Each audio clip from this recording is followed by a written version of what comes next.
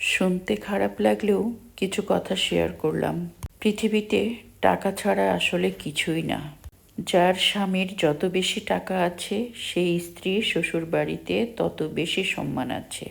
স্বামীর অল্প ইনকাম থাকলে শ্বশুরবাড়ি বাবার বাড়ি কোনো সম্মান পাওয়া যায় না।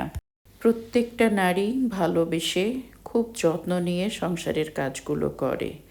আজকে হেল্পিং হ্যান্ডের সাহায্য নিয়ে এলোমেলো বাসাটাকে গুছিয়ে নিয়ে ছানার চমচম মিষ্টি তৈরি করলাম। এই সব কিছু নিয়ে থাকবে আমার আজকের ভিডিওটা। আশা করছি পুরোটা ভিডিও জুড়ে আপনারা আমার সাথেই থাকবেন। আসসালামু আলাইকুম, কেমন আছেন সবাই? দেশ এবং দেশের বাইরে যে যেখান থেকে বসে আমার আজকের ভিডিওটা দেখছেন, আশা করছি আল্লাহর রহমতে সবাই ভালো আছেন, সুস্থ আছেন এবং নিরাপদে আছেন। আলহামদুলিল্লাহ, আমরাও ভালো আছি। আজকের ভিডিওটা শুরু করলাম সকাল থেকে। সকালে নাস্তা রেডি করে নিচ্ছি। আর এই ধরনের ফাঁকিবাজি নাস্তা আমি খুব ভালোই তৈরি করতে পারি। আসলে শরীরটা ভালো না, বাংলাদেশ থেকে আসার পরে খুবই অসুস্থ হয়ে পড়েছি। তাই হাতে বানানো রুটি বা পরোটা কোনোটাই খাওয়া হচ্ছে না। সব কিছুই কিনে নিয়ে এসেছি, জাস্ট খালি ভেজে ভুজে এই যে এইভাবে রেডি করে সবাইকে নাস্তা দিচ্ছি। আর আজকে যেহেতু দুপুরে কোনো রান্না বান্না করব না, সংসারের অনেক কাজ আছে, হেল্পিং হ্যান্ডের সাহায্য নিয়ে যেই কাজগুলো আমাকে করতে হয়, আজকে সংসারে সেই কাজগুলো করব। সেই পুরনো কথাটা নতুন করে আবার মনে করিয়ে দিচ্ছি। যারা ভিডিওটা দেখা শুরু করেছেন, প্লিজ ভিডিওতে একটা লাইক দিয়ে কন্টিনিউ করবেন। আর ভিডিওটি দেখতে দেখতে যদি কোনো অংশ ভালো লেগে যায় তাহলে আমার চ্যানেলটি সাবস্ক্রাইব করে বেল আইকনটা ক্লিক করে রাখবেন। যখন আমি নতুন কোনো ভিডিও ছাড়ব তার নোটিফিকেশনটা আপনাদের কাছে চলে যাবে। আপনার সময় সুযোগ করে আমার ভিডিওটা দেখে নিতে পারবেন। ইতিমধ্যে যে সকল আপু এবং ভাইয়ারা আমার চ্যানেলটা সাবস্ক্রাইব করে পাশে আছেন, আপনাদের জন্য মন থেকে অনেক অনেক দোয়া আর ভালোবাসা রইল। আজকে কোনো রান্না বান্না যেহেতু করব না, সংসারের বাড়তি কিছু কাজ আছে সেগুলোই করব। আর কোনো জায়গা থেকে ঘুরে আসার পরে সংসারে কিন্তু অনেক কাজ থাকে। আজকে সেই সকাল থেকে নিয়ে 2বার মেশিনটা ছেড়ে দিয়েছি, কাপড় চোপড় ওয়াশ করে নিচ্ছি। আর আমার হেল্পিং হ্যান্ডও চলে আসবে, ও আসার আগ দিয়ে ভাবছিলাম বেশ কিছু কাপড় ওয়াশ করে আগে বারান্দায় নেড়ে দিই। আর এখন তো প্রচণ্ড গরম, অনেক রোদ, খুব তাড়াতাড়ি শুকিয়ে যাবে। আর যেদিন সকালে ঘুম থেকে ওঠা হয় সেই দিন দেখা যায় সংসারের বেশ কিছু কাজ করা যায়। এই গরমের মধ্যে সংসারের কাজ করা আসলেই অনেক কষ্টের। আর কিছু কাজ থাকে সেটা আমি করি না, তার জন্য আমার হেল্পিং হ্যান্ডের সাহায্যের প্রয়োজন হয়। দেশ থেকে এসে আজকে বাড়ি ঘর খুব সুন্দর করে ক্লিনিংয়ের কাজটা করে নিচ্ছি।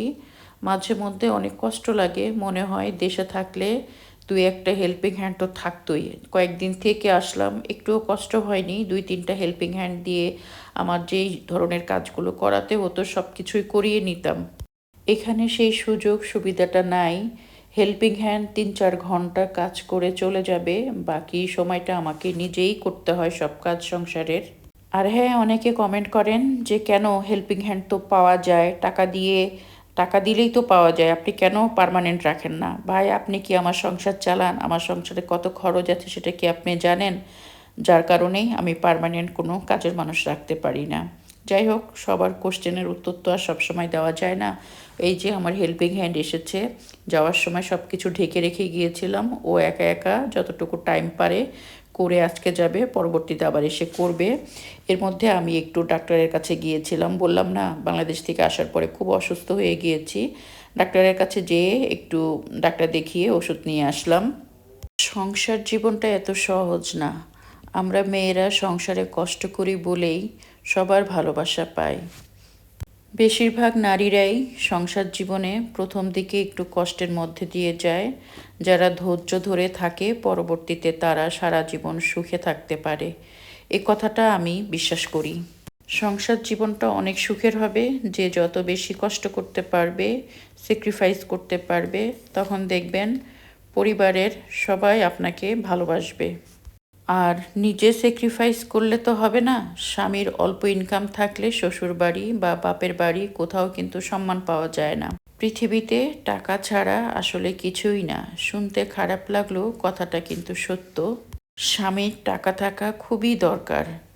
যার স্বামীর যত বেশি টাকা আছে সেই স্ত্রী শ্বশুর বাড়িতে তত বেশি সম্মান আছে। সেই স্ত্রী যদি কোনো দোষও করে শ্বশুর বাড়ির লোকজন তা চোখেও দেখে না, কানেও শোনে না। সত্যি স্বামীদের কিন্তু টাকা থাকা খুবই দরকার। আর জীবনের সবচেয়ে কঠিন কাজ মানুষ চিনতে পারা। টাকা না থাকলে আপনজনরাও ভুলে যাবে তুমি কে। তাই এই সুন্দর পৃথিবীতে বেঁচে থাকতে টাকা ইনকাম করো, টাকা ছাড়া এর কোনো বিকল্প নাই। সাপোজ মনে করেন একটা ফ্যামিলিতে যদি দুইটা ভাই বোন থাকে, যে বেশি টাকা ইনকাম করে দেখবেন বাবা মারা কিন্তু তার কথার গুরুত্ব বেশি দেয়। অনেক সময় দেখা যায় অন্য সন্তানদের ফাঁকি দিয়ে তার জন্য একটু খাবার, যে কোনো একটা জিনিস বেশি দেওয়ার চেষ্টা করে। আর এইগুলোর অভিজ্ঞতা আমাদের কম বেশি অনেকের পরিবারেই আছে। পকেট ভর্তি টাকা থাকলে কথার ওজনও বেড়ে যায়, তখন ফালতু কথাও লোকে মন দিয়ে শোনে। শুধুমাত্র ঝামেলা পছন্দ না বলে অনেকের অনেক কথার উত্তর দেওয়া হয় না, এটাকেও মানুষ দুর্বলতা ভাবে। বিষাক্ত আত্মীয় স্বজনকে ঘৃণা করি, সেটা হোক বাবার বাড়ি বা শ্বশুর বাড়ির। কাউকে ফাঁকি দিয়ে বা ধোঁকা দিয়ে কিন্তু কখনো বড় হওয়া যায় না, সুখ পাওয়া যায় না। সব কিছু থাকলেই কিন্তু সুখ আসে না। সুখ আল্লাহর দেওয়া এক বিশেষ নিয়ামত, যা সবাই পায় না। তাই অন্যের জীবন দেখে আফসোস না করে নিজের অবস্থানের জন্য শুকরিয়া আদায় করি, আলহামদুলিল্লাহ। অনেক দিন বাংলাদেশে ছিলাম, যাওয়ার সময় সব কিছু একদম এলোমেলো করে রেখে গিয়েছিলাম। সব কিছু আজকে হেল্পিং হ্যান্ডের সাহায্য নিয়ে ধরে আবার ঠিকমতো গুছিয়ে নিয়েছি। আর সারাদিনের কাজগুলো আপনাদের সাথে একটু একটু করে শেয়ার করলাম। তারপরে চলে আসলাম আপনাদের সাথে একটু শেয়ার করি, যেহেতু আর কয়েকটা দিন আছে কোরবানি ঈদের। অনেকে হয়তো অনেক রকমের সুইট আইটেম তৈরি করবেন, তো আজকে আমি কিভাবে মিষ্টি তৈরি করি সেটা একটু আপনাদের সাথে শেয়ার করি। আর এটা হচ্ছে সাদা চমচম মিষ্টি। এই মিষ্টিটা কিন্তু খেতে খুবই মজা। আর বাংলাদেশের মানুষ তো মিষ্টি এগুলো তৈরি করে না, এরা তো কিনে নিয়ে এসেই খায়, কারণ দোকানে অনেক মজার মজার মিষ্টি আছে। কিন্তু আমরা যারা বিদেশে থাকি আমরা কিন্তু বাসায় মিষ্টি আইটেমগুলো তৈরি করি।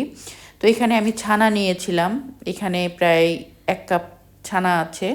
সেই ছানাটার ভিতরে আমি একটু হালকা একটুখানি 1 চিমটির মতো বেকিং পাউডার দিয়েছি, 1 চা চামচ চিনি দিয়েছি, আর 1 চা চামচ এখানে ময়দা দিয়েছি। দিয়ে খুব সুন্দর করে আমি এটাকে মাখিয়ে নিয়েছি।